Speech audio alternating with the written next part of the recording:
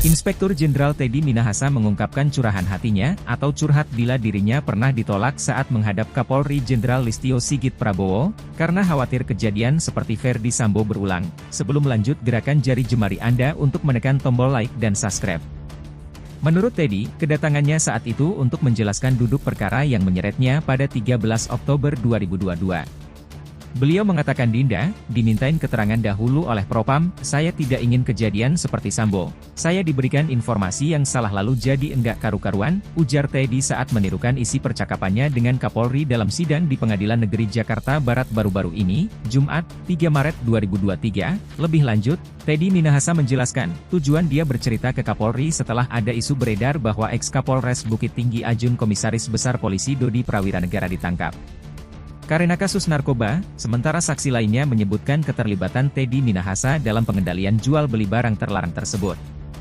Inspektur Jenderal Teddy Minahasa mengungkapkan curahan hatinya, atau curhat bila dirinya pernah ditolak saat menghadap Kapolri Jenderal Listio Sigit Prabowo karena khawatir kejadian seperti Verdi Sambo berulang. Menurut Teddy, kedatangannya saat itu untuk menjelaskan duduk perkara yang menyeretnya pada 13 Oktober 2022.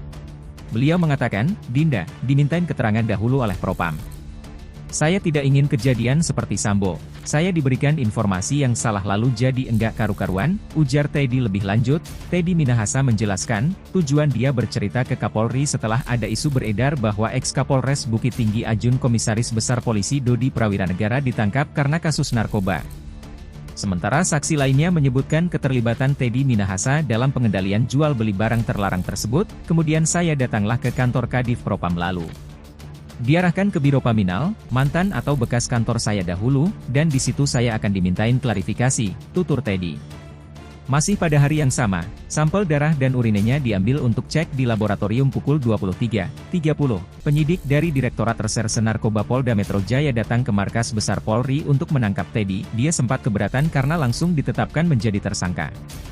Sedangkan sampel darah dan urin positif mengandung zat narkotika. Dikatakan Teddy merupakan efek dari bius karena sebelumnya ia melakukan perawatan di RS Medistra.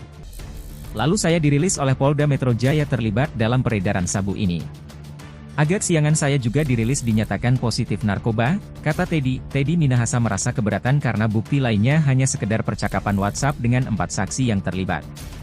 Menurutnya bukti tersebut belum cukup menyeretnya sebagai tersangka dan dirasakannya itu sebagai pembunuhan karakter.